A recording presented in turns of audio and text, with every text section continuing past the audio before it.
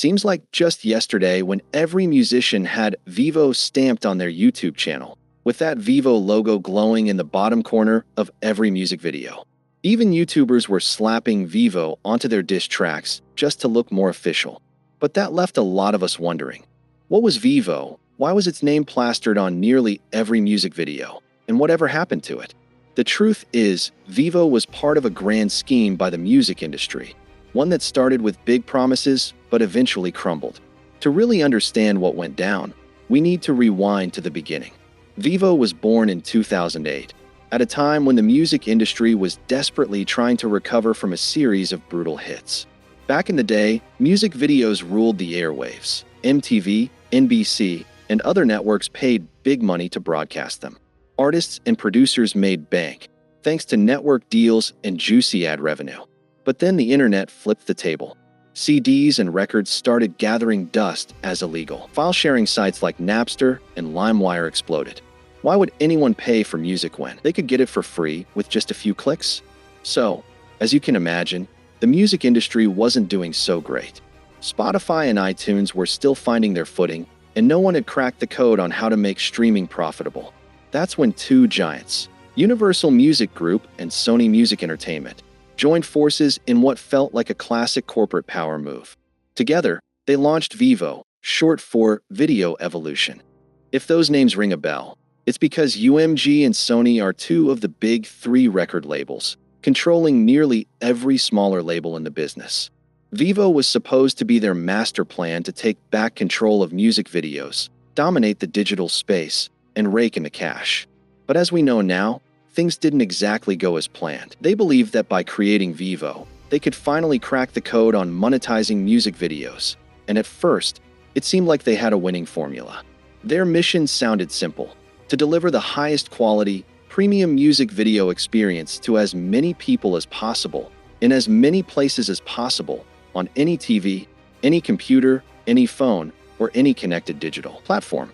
They wanted fans to experience music videos like never before, and they partnered with YouTube to make that happen.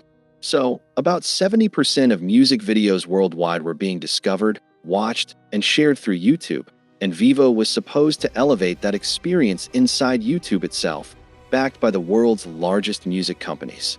But here's where things got tricky. At the time, YouTube was only successfully monetizing about 3% of its videos. Compare that to platforms like Hulu, which had ads on everything. The labels were frustrated, but YouTube knew how valuable those music videos were. They were one of the platform's biggest drivers of views. So, YouTube and Vevo struck a deal. Universal Music Group and eventually other major labels agreed to put their music videos on YouTube, with Vevo handling the distribution. Google hosted the videos on YouTube and on Vevo's own site, hoping this partnership would finally bring in the ad dollars everyone was chasing. As well, Vevo was in charge of selling ads to advertisers. Most ads on YouTube videos, like the one you're watching right now, are sold programmatically, where advertisers bid to reach a specific type of audience, targeting things like country, age group, or interests. That's pretty standard, and I'm sure most of you are familiar with it. But Vevo took a different path.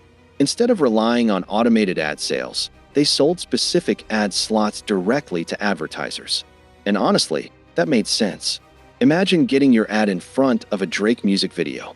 That's going to grab way more attention than just throwing it on some random video. It's kind of like how brands fight to get their commercials into the Super Bowl. Massive audience, massive impact. I bet advertisers had bidding wars over spots on Taylor Swift's music videos. Not necessarily because the ads themselves were good, but because she pulls in huge views, and on longer content, like interviews, Vevo could sell ad slots during the video too. This strategy meant Vevo could rake in way more money from YouTube ads than your average YouTuber ever could. So, with their plan in place, Vevo secured around $300 million in investment funding. They brought in other labels as distribution partners, tightening their grip on the music video market. And when launch day came, they were ready.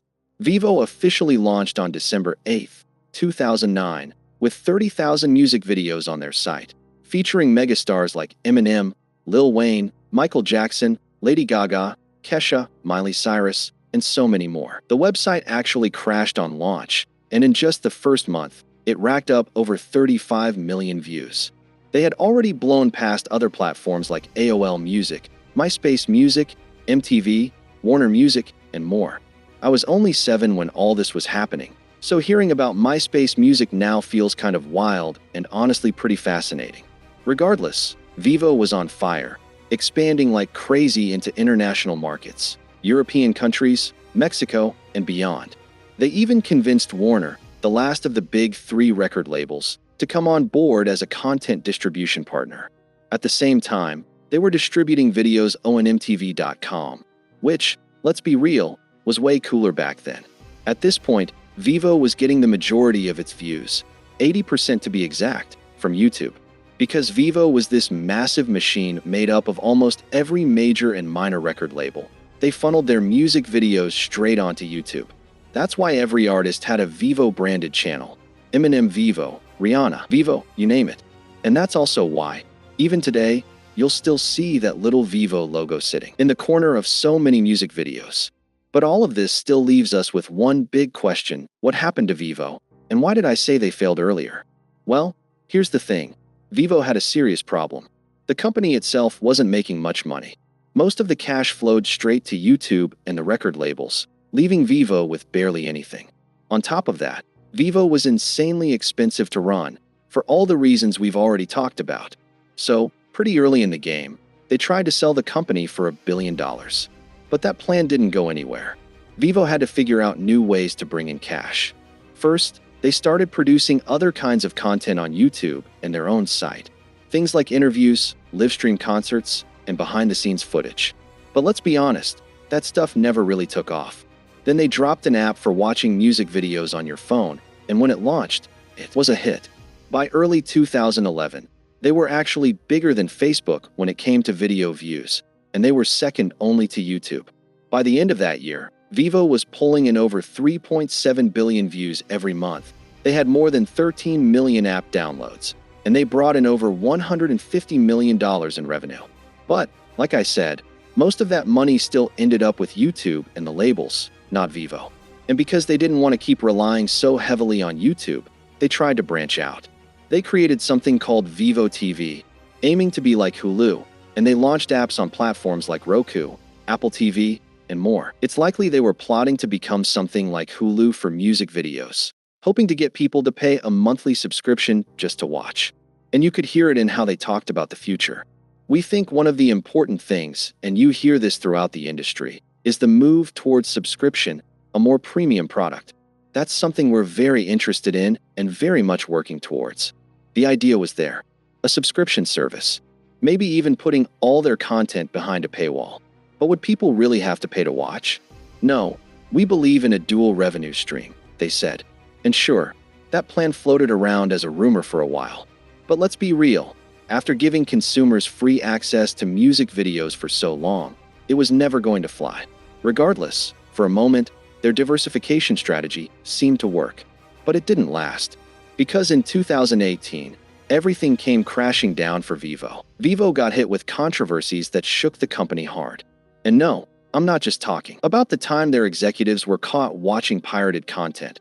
Ironically, of course, or when they tried teaming up with Facebook to grab people's data for targeted videos.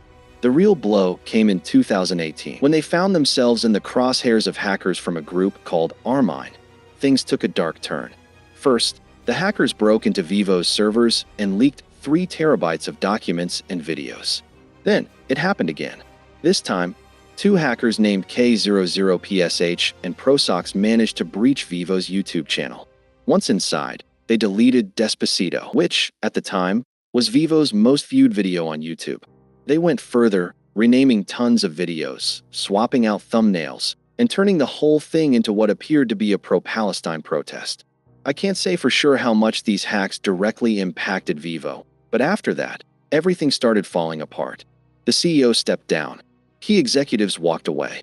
Dozens of employees were laid off. And all the while, Vevo was fighting a losing battle against YouTube. It seemed like all their efforts, putting content on other websites, building their own platform, were just attempts to break free from YouTube's grip, to stop handing over so much of their revenue. But let's face it, that plan failed.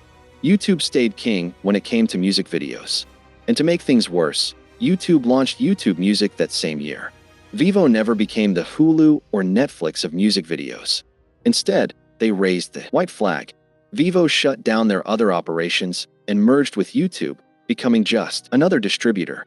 YouTube combined Vevo's accounts with the artist's official pages, and the era of Vevo as a standalone giant quietly came to an end. So, if you were subscribed to a Vevo account, your subscription was switched over to the official artist channel. YouTube said Vevo's reach and business could continue to grow as a direct result of simplifying the user experience by merging an entire artist catalog into one channel where Vevo's videos are featured prominently. So, basically, like Aguario, YouTube just swallowed Vevo whole. And that's probably why it feels like you don't see the Vevo branding as much these days. We're all so used to spotting that little Vevo logo in music videos that we barely notice it anymore. But it's still there. The difference is the channels don't carry the Vevo name anymore. And believe it or not, Vevo's still pulling massive numbers even after the merger. They've got over 500,000 music videos that rake in more than 26 billion views every month. You can still head over to Vevo's website to check out their content and artists, but it'll just redirect you right back to YouTube. Sure, they also host videos on Pluto TV and Roku, but let's be real, no one's going there to watch music videos. Like Medium.com put it, without taking down YouTube, there was never going to be enough space for both of them to truly thrive. The average viewer isn't going to bother visiting a second site for something they can already get at the first. So, even though it might seem like Vevo disappeared, it's still out there, operating quietly in the background. But their dream of taking over the internet as the go-to music video service? That dream failed. Like Jordan Fraser said, Vevo isn't dead. It's just faded into the corner of the screen, a logo you'll keep seeing on most music videos. A reminder that the entire music industry is run by a handful of people in expensive suits. If you enjoyed this video, thank you for watching.